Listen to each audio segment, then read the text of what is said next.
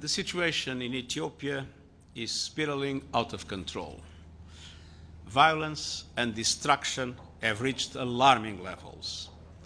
The social fabric is being ripped apart.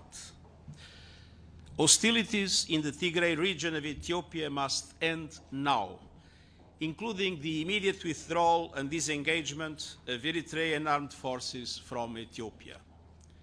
There is no military solution. Civilians are paying a horrific price. Indiscriminate attacks, including in residential areas, are killing more innocent people every day, damaging critical infrastructure and limiting access to vital services. Hundreds of thousands of people have been forced to flee their homes since hostilities resumed in August, many of them for the second time. And we are also hearing disturbing accounts of sexual violence and other acts of brutality against women, children, and men. All parties must adhere to their obligations under international humanitarian law. Civilians must be protected, and so too humanitarian workers who are being attacked and even killed delivering life-saving humanitarian aid. The level of need is staggering. Even before the resumption of hostilities, 13 million people required food and other support across Tigray, Amhara, and Afar. Deliveries of aid into Tigray have been suspended for more than 7 weeks, and assistance to Amhara and Afar has also been disrupted. All parties must allow and facilitate the rapid and unimpeded passage of humanitarian relief for all civilians in need.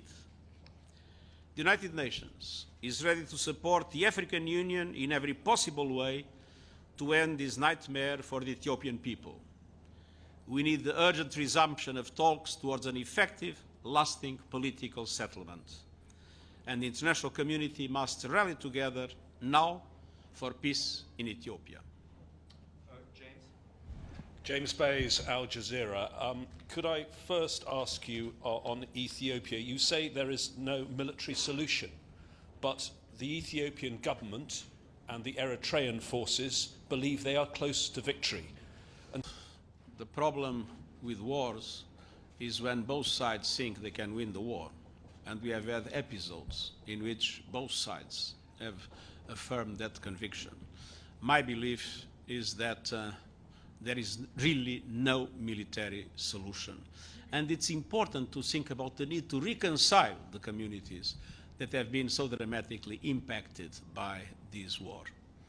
Secretary General, there are two issues in the Security Council. There's an argument that says this is an internal matter and sovereignty needs to be respected. And then there's also the space to allow the African processes to play itself out here. Is it time for the Security Council to take a more active role in terms of sanctioning members, resolutions, for example, as it pertains to what is happening in Ethiopia? But you are referring to which of to the situation in Ethiopia. In Ethiopia.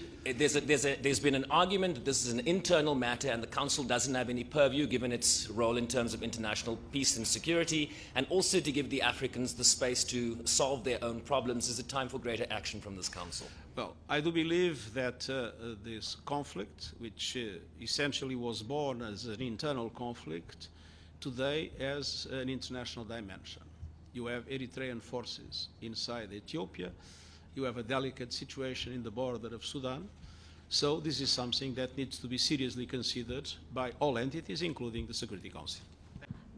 Do you believe that the conflict in Ukraine takes all the attention of other world problems like Ethiopia? And why do we have to compete for attention with our tragedies? Why do you think? I think we need to pay attention to all conflicts where people are suffering. We need to pay a lot of attention necessarily to the crisis in Ukraine.